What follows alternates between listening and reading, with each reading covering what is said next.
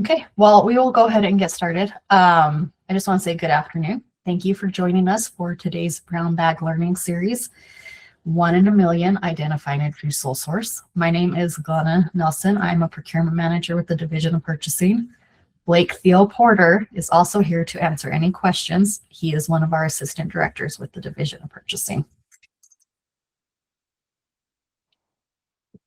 Okay, so today we are going to discuss sole sources. Most importantly, we are going to discuss how to identify a true sole source and how to move forward when a procurement is not a true sole source. Before we begin, I do want to remind everyone that we are referring to Procurement Code 63G, 6A, and then Title Rule 33. If you are an independent procurement unit and you do not follow Rule 33, please remember to reference your own rules. The theme today is obviously deductive reasoning, critical thinking, leaning very heavy into this Sherlock Holmes type of theme. Let's think before we just move forward with a sole source. Okay, so in today's conversation, we are going to be discussing an overview of the code and rule, the forms and posting requirements of the Part 8 form, understanding the difference between a contest and protest, and then learning to become curious about a sole source. In that final portion, becoming curious about a sole source, we will discuss reasons to consider a standard procurement over an ACWESPP and the types of standard procurements to consider.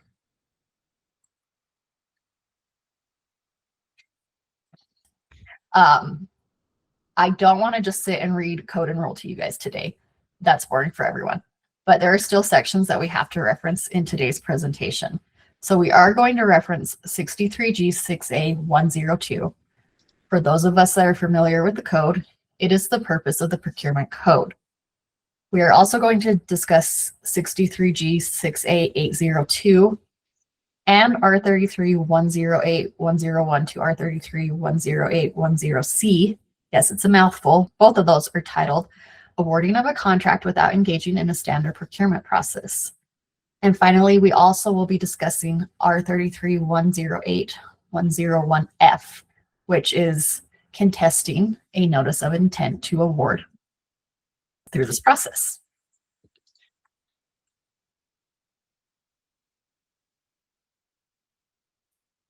Okay, so as procurement professionals, we always need to step back. We need to ask ourselves, what is the purpose of the procurement code?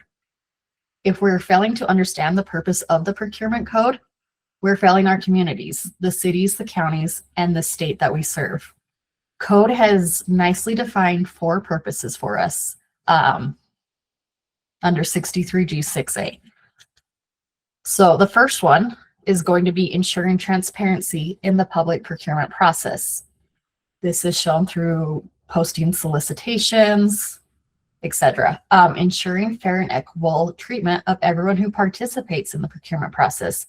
By posting solicitations, we are giving everyone an opportunity to respond.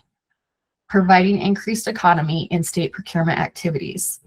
Before I move on to the fourth, I want to step back and say there are actually 3 definitions of economy in the Oxford Languages, which is the world's leading dictionary publisher. 2 of those definitions apply economy as used in the purpose of this procurement code. The first definition that applies is careful management of available resources. We all want to be careful managers of tax dollars. I know I do. When I see my city doing things, I get angry and I'm like, did we do that correctly? Carefully applying the procurement code to our solicitations will obviously do that. The second definition of economy that applies to the procurement code is offering the best value for the money. A sole source has no competition, so it's highly unlikely that it's the best value. But we're still going to discuss it because there's still purpose for it. The fourth purpose of the procurement code is fostering effective broad-based competition. Again, when you're posting these solicitations, you let other people know, other people can respond. So at its core, awarding a contract without engaging in a standard procurement process is 100% not in line with the purpose of this chapter. The process, of using the ACWESPP should only be for rare instances, and it really should not be a go-to-ease procurement. Again, as procurement professionals, we need to keep the procurement code process in mind. We must become curious about sole sources requests. So if you take away anything from today's presentation, I want you to take away this. Become curious with sole sources. I just want to echo what Glenn is saying about the purpose of the procurement code. I think as professionals in this space, that always needs to be at the forefront of everything that we're doing, because you will often run into situations that are not going to be covered by, you know, statute or rule. So always should be at the forefront of your mind. And a sole source, literally by definition, is not competitive, right? And so we're already kind of, that's why it's called an exception to the code. Like, it is anti-competitive by definition, so it should be avoided unless absolutely necessary. Thank you, Blake. Okay, so awarding a contract without engaging in a standard procurement process. You've already heard us say ACWESPP. You're going to continue to hear us say ACWESPP, which is, as I just said, awarding a contract without engaging in a standard procurement process. It's definitely a mouthful, whether you say it in its full term or ACWESPP, but Section 63G 6A 802 provides an exception to the standard rules, like Blake was just discussing. Normally we would use a, standard procurement process as allowed by code. Like small purchases, quotes, bids, RFPs. However, an ACWESPP allows us to award a contract without engaging in that standard procurement process, but only when, this is important, a procurement official determines in writing, that's also important, that the situation meets the strict requirements of code and R33108 if you are following our rules. I want to remind everyone that the authority is limited to the procurement official of the public entity. If you're an independent procurement unit, obviously there's definitions of who that is. Sometimes it may be your city council. I've seen that. It may be school boards, etc. However, for the division of purchasing, the procurement official is also the chief procurement officer for the state of Utah, which is Wendy Apirath. She is allowed to grant additional procurement authority to her team, and one of the authorities she has granted to some of the team members is the authority to review and approve ACWESPPs up to a specific dollar threshold. The higher threshold limits, though, are still with the CPO and then Blake. I also want to just discuss real quick the Part 8 form. And remember how I said it had to be in writing? That is what the Part 8 form uses. It captures that decision. It's called the Part 8 form, not just because it captures the ACWESPP process, but it also captures most of the procurement processes that are stated under Part 8 of the Procurement Code. Now, knowing that we must conduct an ACWESPP solicitation in accordance with the ifs we are given and the yes, you may conduct an ACWESPP is not enough if we don't understand the 3 typical justifications for awarding an ACWESPP. So that will take us to our next slide, which is overview of justifications for a sole source. 63G 6A 802 provides more detail on these justifications. Today we're going to discuss 3, which is sole source, transitional costs, and impracticality. I do want to note that there's a 4th type. That, however, is specific to state stores as defined in 32B1 1002. It's not applicable to most of the attendees today, so we're not going to discuss it. And that's state liquor stores, just FYI. Yeah. In impracticality, while it's stated within the code, the rulemaking authority defines it even further. So we'll talk about that as we move on to that 3rd slide too.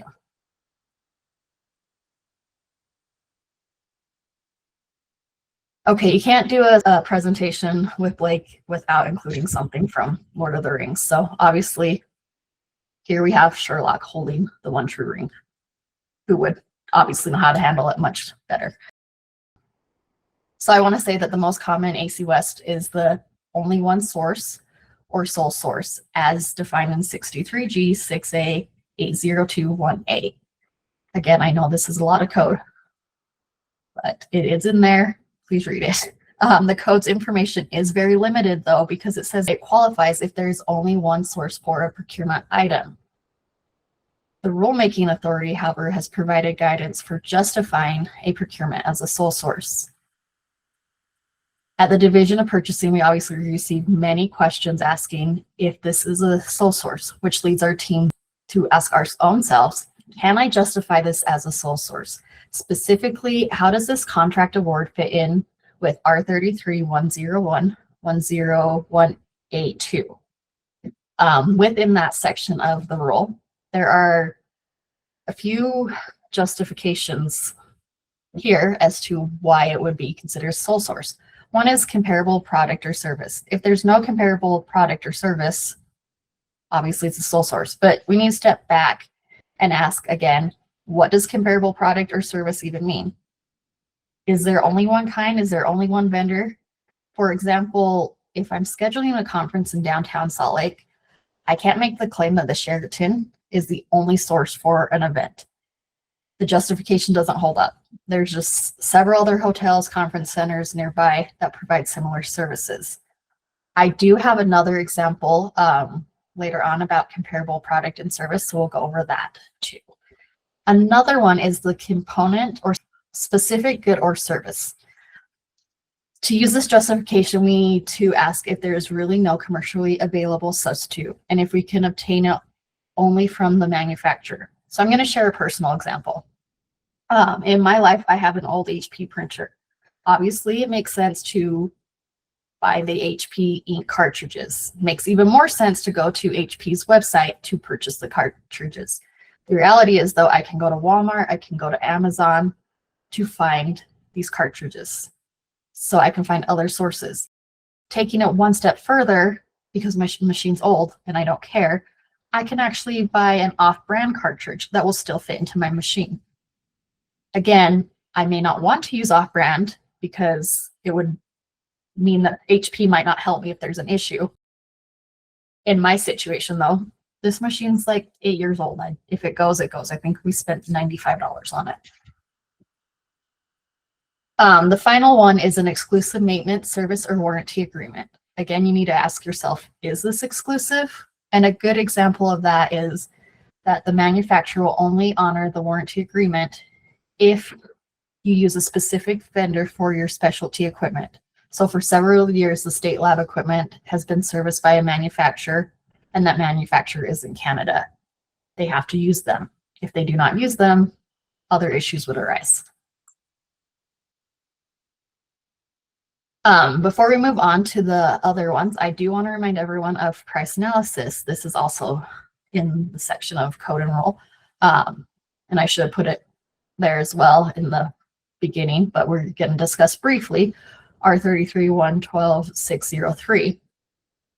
We're not going to go into it any more than me saying, this is how you find how to conduct a price analysis. Please read it, because we are going to reference price analysis several times moving forward. Yeah, Glenna, just one sec before we move on from that slide.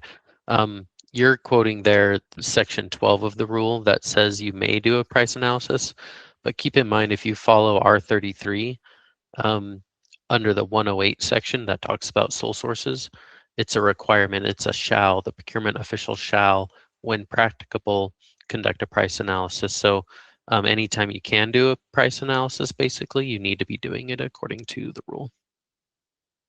Thank you for interjecting and adding that. Okay, our next justification for a ACWESPP is transitional costs.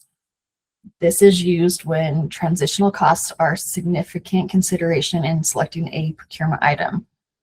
So for example, let's say the Lieutenant Governor's office has an election night reporting software. It's been in place for 4.5 years. The contract will expire in 6 months. They want to keep the software because it will be too much to move to a new election night reporting system. The code actually would allow the LG's office to prove that transitioning from the current vendor to a newly awarded vendor is a significant increase in costs.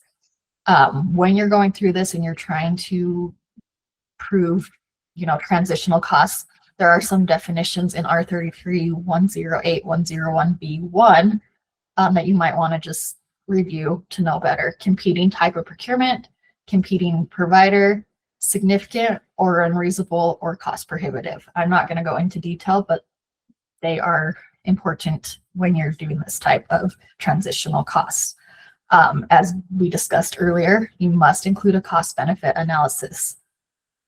This cannot include what the cost would be for your time of conducting a new solicitation. Once again, in the rule, it's stated how we do transitional costs. Obviously, by statute, we are allowed to complete a cost benefit analysis to prove why transitioning from one company to another is cost prohibitive. There are many ways to conduct this research that is in line with the rule. However, at state purchasing, we obviously do have some feelings about transitional costs. Those feelings being, if you're going to go through the process of having a transitional cost ACWESPP and you're replacing it, why wouldn't you do an IFB and RFP? Usually the incumbent is going to respond. Well, obviously they would respond. It's going to be less expensive because you're not going to have startup costs. You're not going to have training costs. And for software, like the example above, the data transition fees. Plus it makes the incumbent more likely to actually provide you a better cost because they're having to compete. They're not certain of who is out there. Yes, Ryan. Yeah, I was just going to add that when you do that cost analysis, it is for the whole life cycle of the contract, because sometimes you may have some higher costs up front when you transition, but then the later years in that contract are lower, you know what I mean? So it is a full life cycle like you have on there, which I think is an important detail, because I guess sometimes you might have an initial lump cost that's higher to make that first part of the transition, and then over the life cycle of the contract, sometimes it's just cheaper after you make that switch. Thank you for adding that. Okay, that will take us to the third justification, which is impracticality. If you read code, it doesn't necessarily explain what impracticality means. Instead, it says that ACWESPP can be awarded when a standard procurement process is impractical and not in the best interest of the procurement unit. The code also states that the process will be completed as described in the rules adopted by the rulemaking authority. So again, if you are not following R33, don't necessarily need to listen to my instructions here. You may have your own. Most of us, all of us within purchasing, obviously, are following this. So in this section of rule, it stated that it's impractical to complete a standard solicitation under 4 circumstances. The first being grant or donation. But this is specific only if the grant or donation is fully funded from one source and that source specifies the contract award must go to a specific supplier, service provider, or contractor. The other one that's impractical is public utility services. So our electricity, our gas, water, sewer, all of us are familiar with that. We have one option in our communities. We don't have numerous options. They're the only provider. I do want to add a side note though. Sometimes we might step back and say, well, what about internet service providers? They don't count as a public utility service. I realize in smaller rural communities, you only have one source. That's a different issue. But technically they are not a public utility service. Another circumstance is when compatibility is the overriding consideration.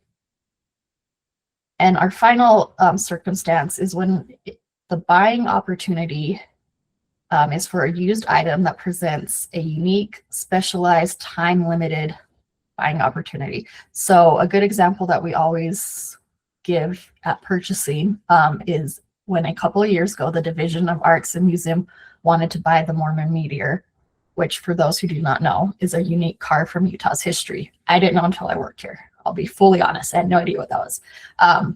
But obviously it's used, it's unique, and it's definitely a limited time buying opportunity. So it was purchased using this impractical process.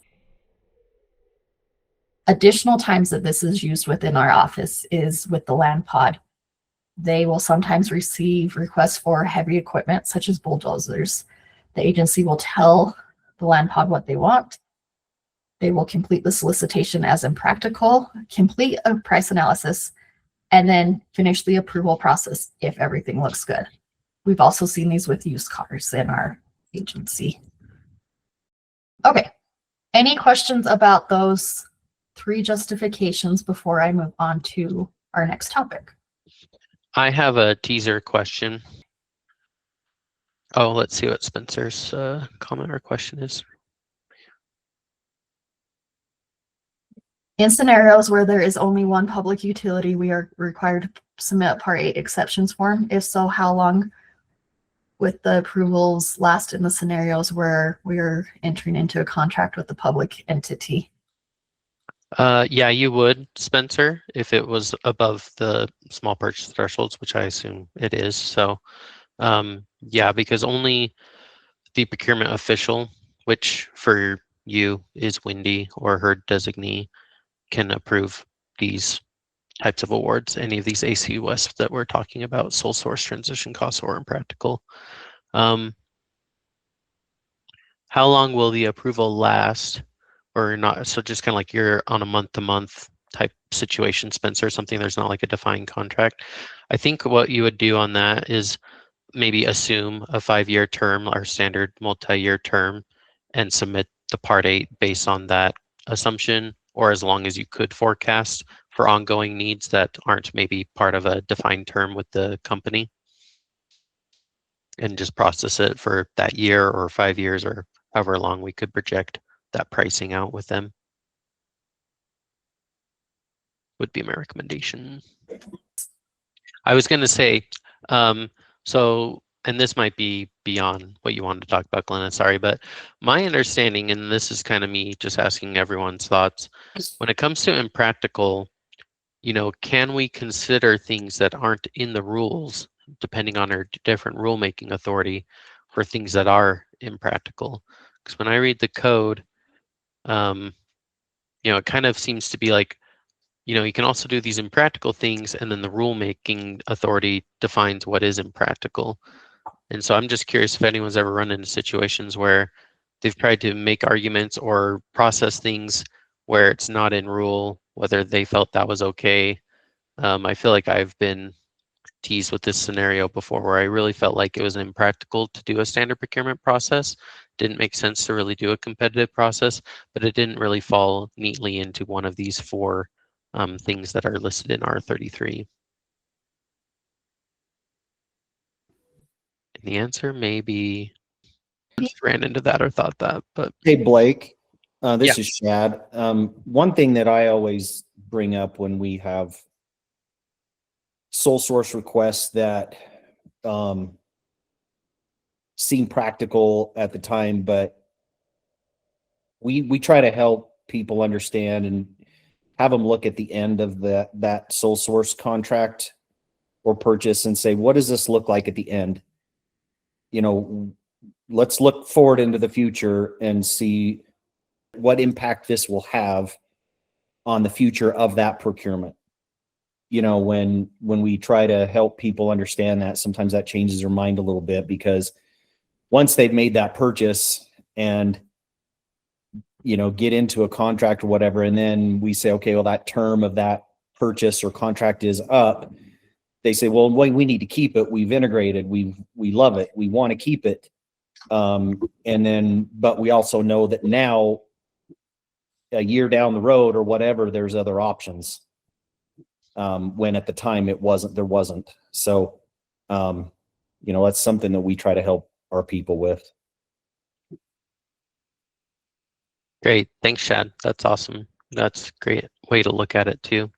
I was just looking at some of the questions here. So is a grant considered an outside source? Yes and no. So it is definitely an outside source that would grant the full cost of the supply, service, or construction item. But in order for it to be not going through a standard procurement process, a condition of that federal grant would be that you need to go with XYZ company, like a spelled out provider or part of the government or whatever. So if you're just getting kind of general grant money to go buy a certain type of thing or a service or good or whatever, that would need to go through a standard procurement process. But if it's a condition of that grant, and that grant is going to fund 100% of what you're buying, and a condition of that grant is to go work with a spelled out company in that grant award language, then yes, that could be an impractical situation that would not need to go through a standard procurement process. So most grants that you're getting will need to go through a competitive standard process for sure, but there could be situations where it's directing you to a company and it's paying for all of it, and you're good to do an impracticality award. Okay, well, moving on from impracticality. As discussed earlier in this presentation, written determination is required for all ACWESPs. The executive branch attendees here today know the Part 8 form that we use. They're familiar with it. It's not just limited to sole source, transition costs, and impracticality. As stated earlier, the Part 8 form covers many processes of the Part 8 of Procurement Code. I do want to say that there are 3 processes in Part 8 of the Procurement Code that are not part of the Part 8 form.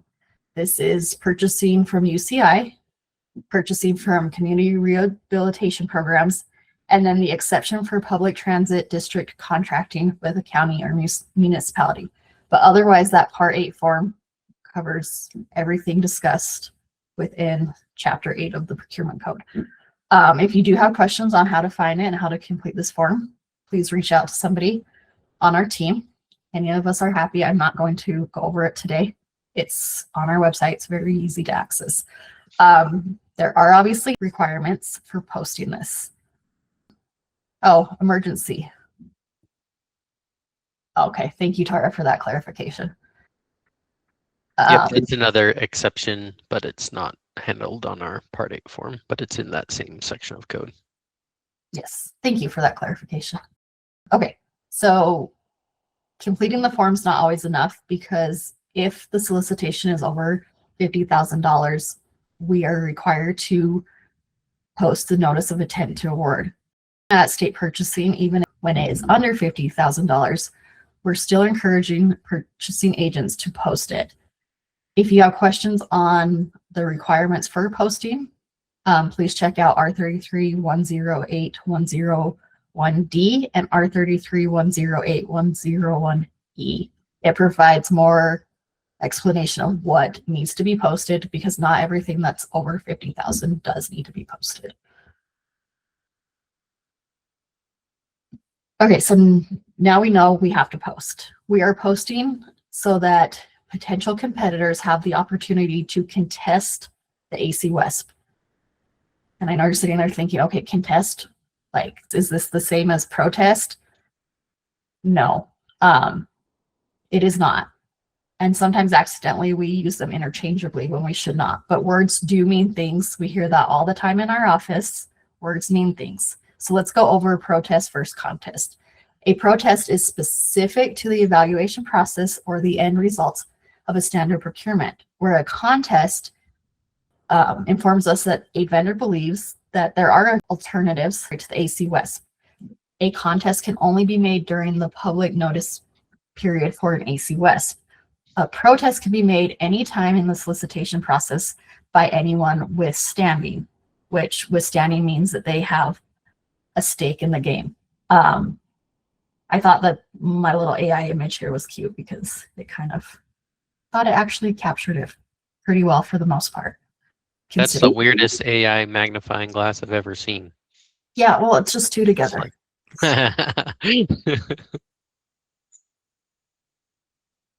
Okay, so how do we handle a contest when received? Well, we need to conduct research to demonstrate to the procurement official why or why not the contest is valid.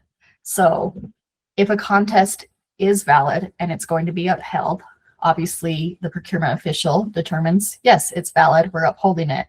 The procurement unit in that case cannot move forward with the ACWESPP. You must stop what you're doing, move forward with a standard procurement. So before you're even completing that ACWESPP form, ask yourself, Is this really a sole source? Can somebody actually question it? Does this fit within the definitions of impractical solicitation? If there's a likelihood that it does not fit, consider a standard procurement process instead. Because like I said, once you receive that contest and it's upheld, you have to stop your solicitation, adjust your solicitation, and enter into the standard procurement process. So keep in mind your ACWESPP was posted for 7 days, and then there may have been days to research the contest. It would have been quicker if you had just completed a standard procurement process and only received one response. Most importantly, it would have been in line with the purpose of the procurement code, which remember is fair, transparent, increased economy, and broad-based competition. I do have an example of when at purchasing in the past year that a contest was upheld. It was last year when CCE was trying to procure a book scanner as a sole source.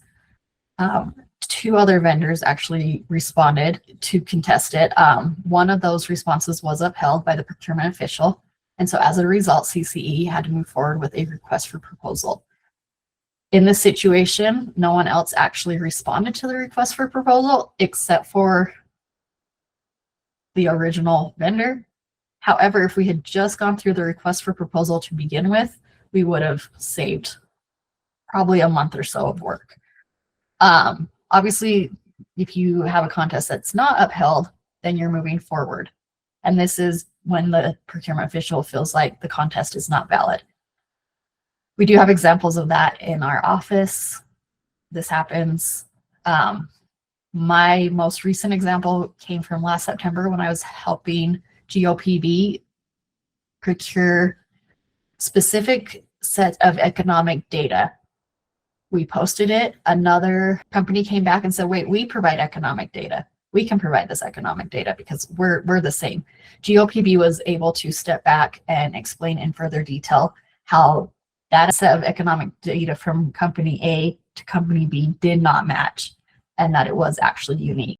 In that situation, Wendy did deny the contest and it was not upheld. I do want to add though, because I'm going to discuss it one more time. GOPB did learn in that situation that it would have been easier to just run a standard procurement process because we ended up in, I would say, like a month's worth of contract terms and condition negotiations. In the future, they are actually going to run a standard procurement process to avoid that.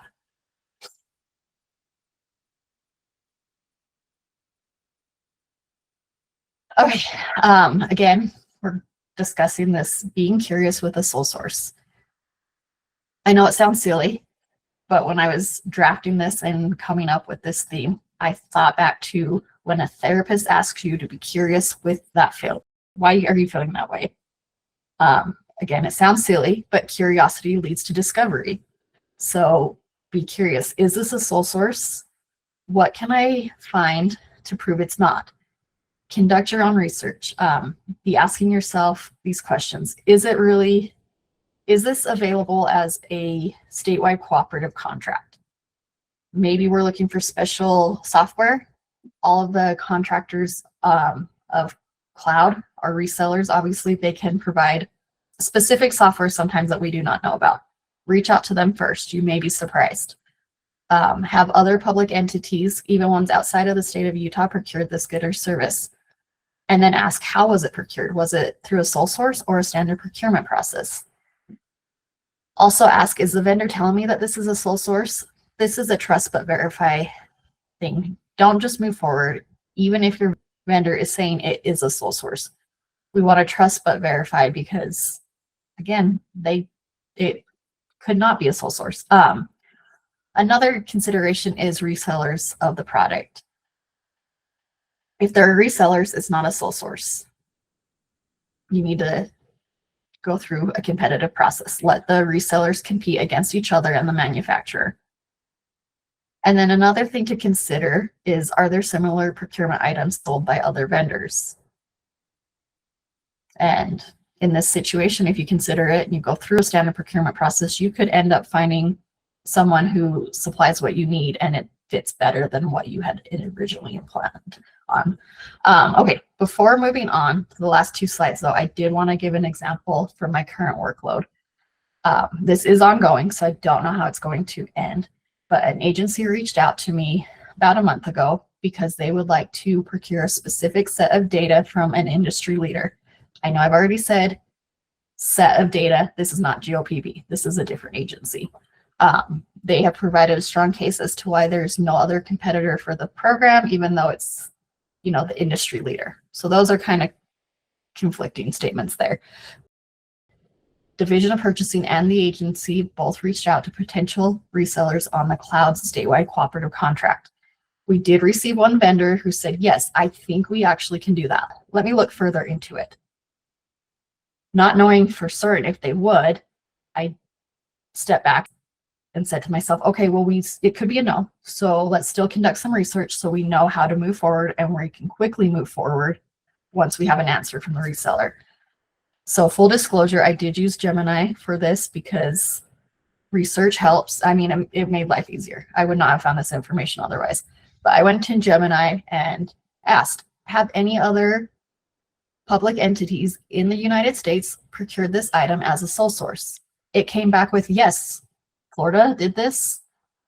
It worked. Here we go. My initial thought was, there we go. We're done. That works. But then I was like, okay, just because Florida's done it, maybe we should see what other people have done. So Are you being biased right now against Oh, it Florida? If literally it was said like Florida. California, would you have been more comfortable with the sole source? yep. No, it literally said Florida. Yeah, so I went back and asked what are other standard procurement processes, and it came back with, yes, other public entities such as Chicago, I will throw that out because they were one of them, did procure this through a standard procurement process. So as such, my recommendation to the agency, should the reseller not be able to provide the software, is we are going to conduct a standard procurement, because everything I have found in my research says it needs to be a standard procurement.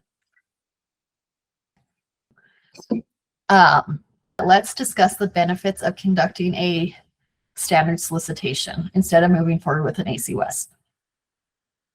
One huge benefit is time. As mentioned before, an ACWESPP sole source, it seems quicker because you're just posting it for 7 days. But there is the possibility of a contest. If that contest is received, you still have to research it. There's time for that research. The determination that, yes, we're going to uphold it. No, we won't. If that contest is upheld, then like we discussed earlier, you now have to move on to a standard procurement process. So the time you spent on that sole source could have been spent on that standard procurement process. Another benefit that we kind of don't always think about, but we really need to be thinking about, is cost, because in a sole source, there's no competitor. The contractor is going to say, this is it. This is the price. There's nobody can compete against me. You have to pay my price.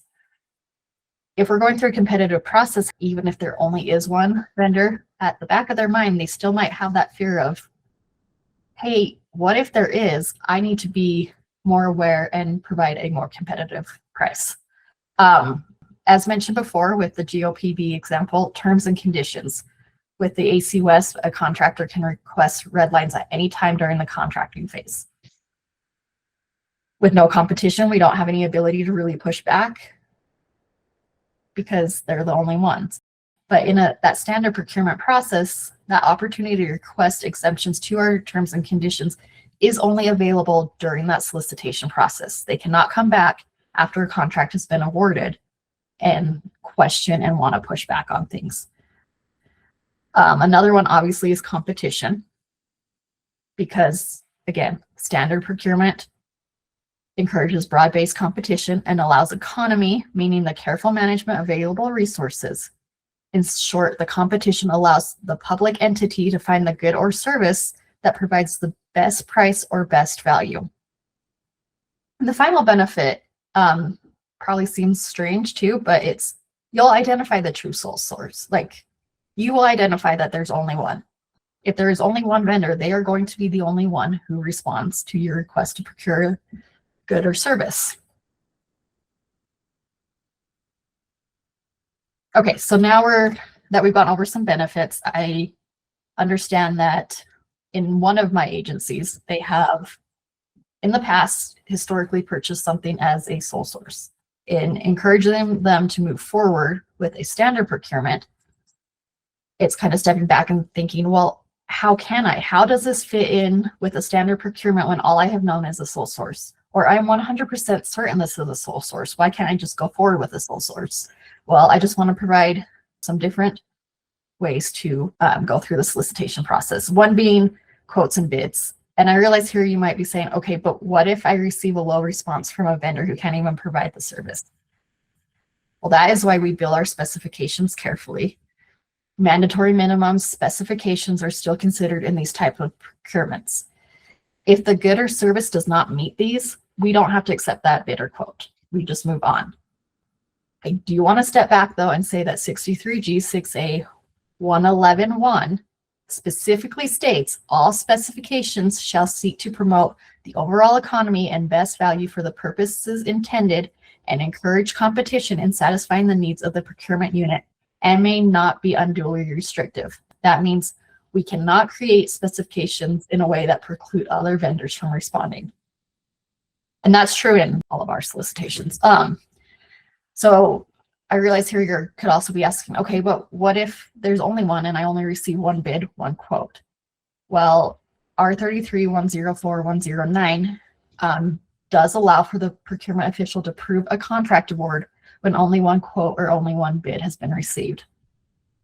In this, you must prove that a reasonable effort has been made to find vendors, and you must complete a price analysis to make sure that the price is reasonable. Again, you're going to have to complete that price analysis anyways for the sole source process. So you're really not adding time because you're already completing that price analysis. Another alternative would obviously be professional services or request for statements of qualifications, sometimes called Part 15 in our office. You have the opportunity to maybe discover someone else who can provide similar services that you didn't know before. And now you have the opportunity to negotiate costs, whereas in a sole source, you would not. The final one, glaring in all of our face, would be a request for proposal. Obviously, a competitive procurement. It follows the purpose of the code. It is transparent, competitive, and allows for competition. If only one vendor responds, your terms and conditions are negotiated under the RFP umbrella. Umbrella. Can't say that word today. Which gives us more wiggle room. The single vendor is also more likely to be more aware of the cost and provide a more competitive cost during this process. So I do have one example where this worked, but I want to step back and say first, remind everyone that if you're procuring something from a trial use, if you're using trial use process to procure something, once that initial contract expires, you have to move forward with a standard procurement process. So that is where this example originally came from. Originally, it was a trial use contract. It was with the LG's office. And I did receive, okay, but wait, it's the only source. Why? Like, can't we know it's the only source. Let's just sole source it. Maybe we should have just sole sourced it to begin with. My response obviously was, okay, but if it's a sole source, the request for proposal is going to prove no one else will respond. And in that situation, it was to test the e-apostle certificate program. I have no idea what that means. I've worked on this a few times with the LG's office. If you have questions on that, ask them. They understand it. But when that trial use ended, we had to conduct and issue an RFP. Only the incumbent contractor responded. So the RFP demonstrated that there's only one provider of this system at this point in time because it's new, and maybe in 5 years, there will be other people. So we will still move forward with that request for proposal process. Let's just summarize what we've already talked about. So we discussed an overview of code and rule, the forms needed for posting, the difference in a contest and protest, and most importantly, encouraging everyone to become curious with the sole source. I know I already called out AI once, but Gemini, but I really liked that being curious, that's how we proved this was the only source through a competitive process. You guys are welcome to ask us questions and we will answer them. Thank you. Thanks, Glenna. Lucas. Hello. I'm with the Division of Air Quality. So oftentimes we're buying air monitoring equipment that we like specifically know what we need. And this kind of comes down to the cost and putting items out for a normal bid process, I guess, and then the cost that comes with it. So we oftentimes find that the main manufacturer is able to provide the item, of course. But then we do some research, we're curious, and we find another place has it posted on their website that maybe they could sell it. So that leads us to believe that it's not a sole source. So that this has happened a few times. So we have a quote from the original manufacturer because we need to know the price. And then we found this other potential vendor have reached out to them for a quote, but they did not respond to us. So we don't expect that they would respond to the bid process, and that has happened a couple times where we've had this scenario where we thought it was a sole source, but then we found another place that could supply it, but they didn't respond to us, so we sent it through as a bid, but then we really only got the one place responding to the bid. And it also turns out that sometimes, well, both times in these cases, the price on the bid was higher than the price they originally quoted to us if we probably would have run it as a sole source. So just looking for your thoughts on that, or how to best deal with that situation.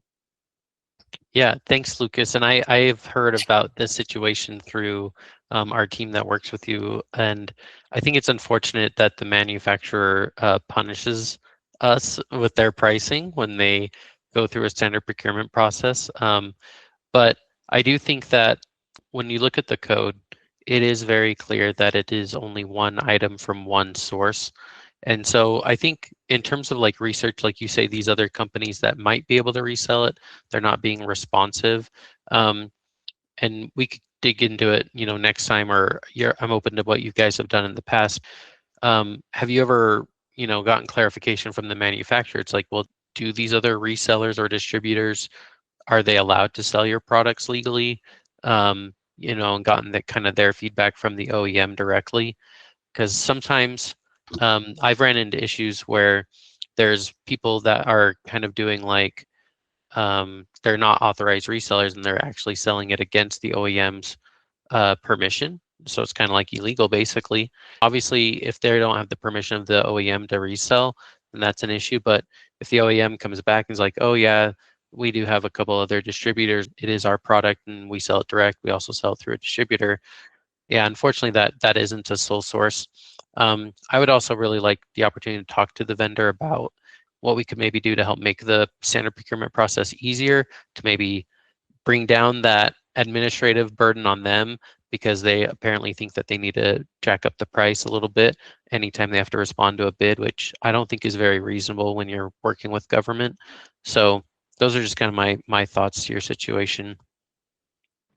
And I guess kind of a follow-up question is there any way that state purchasing can like enforce the original quoted price that we had gotten prior to it going to a bid? We could try to negotiate. When you're dealing with a sole source, it's kind of hard because you lose some of that bargaining power when you try to negotiate. But we are required to do a price analysis when we do a sole source as well, or when we get only one response to a bid, we're supposed to do a price analysis under our rules. And we could say like, hey, like we know for a fact that you were going to give us this price, and then we went through the bidding process and it went up. We could definitely try. I'm not going to guarantee that they would bring the price down, but we definitely have mechanisms in our rule to allow us to try, and we could do our best. But this is kind of the unfortunate thing when there is one source, even if they're using resellers. If there's one product that you need, they kind of have to leverage, fortunately. Thank you. Blake, we also have a question from Angela. What if a grant states that it must be from someone specific, but it's not funding 100% of the purchase? Okay, interesting. I'm not sure I've ever ran into that situation, Angela, but yeah, that would be interesting. I'm curious, is that like a theoretical question, Angela, or is that tied to a situation you've actually experienced?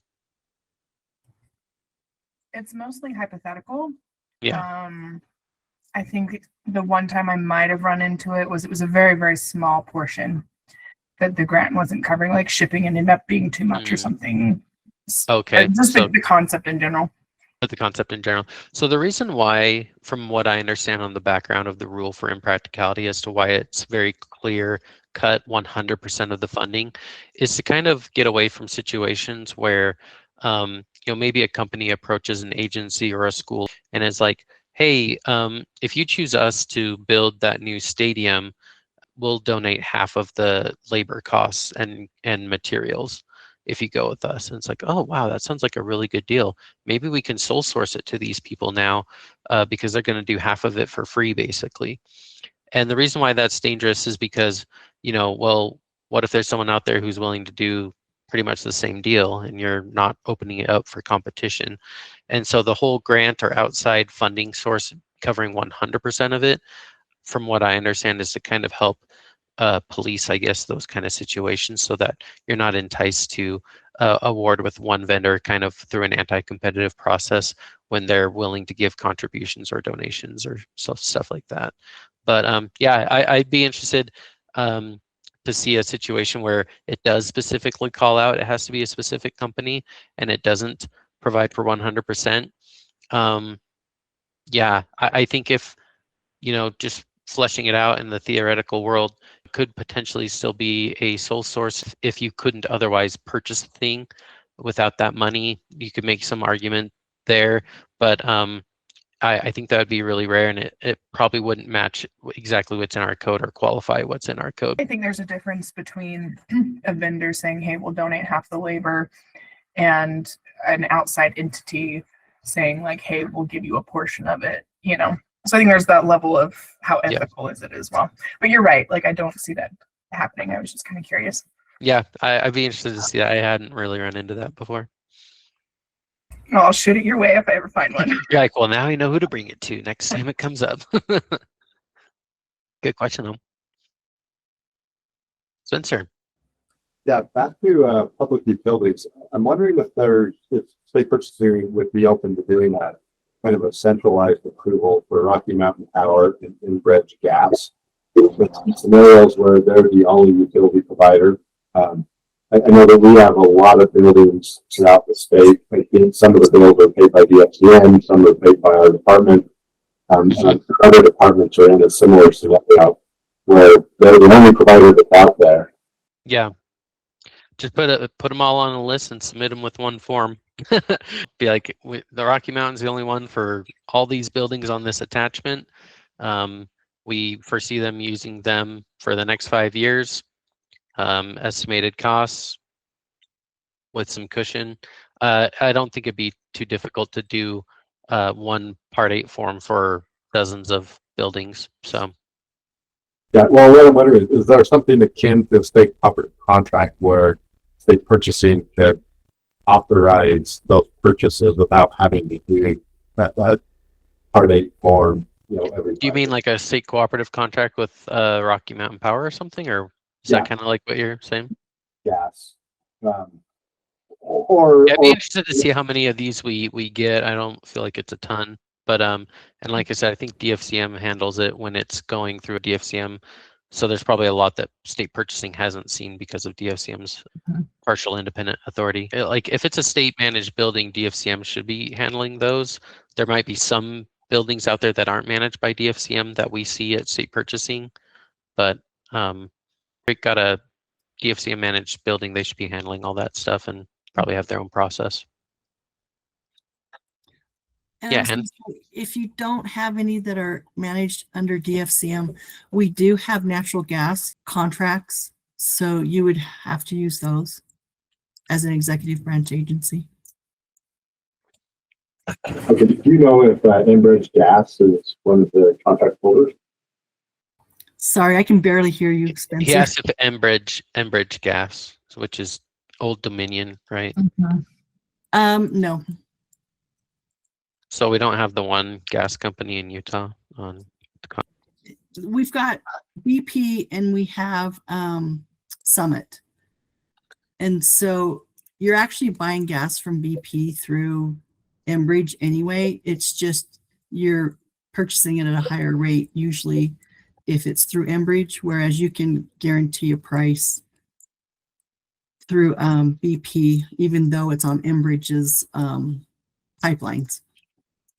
It's really weird. I've learned a lot through this, but BP buys space on different entities' pipelines for their gas. Good to know. Did not know that. We'll look into that. Yeah. What is nice though is if you do have to do a Part 8, we don't have to post those, Spencer, for the utility company. So it's usually a really quick turnaround, but that's a specific carve out for not having to post those ones. So. Are there any other questions before we end for the day?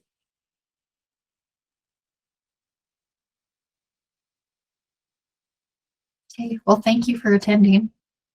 Thanks everyone. Great job, Glenna. See y'all.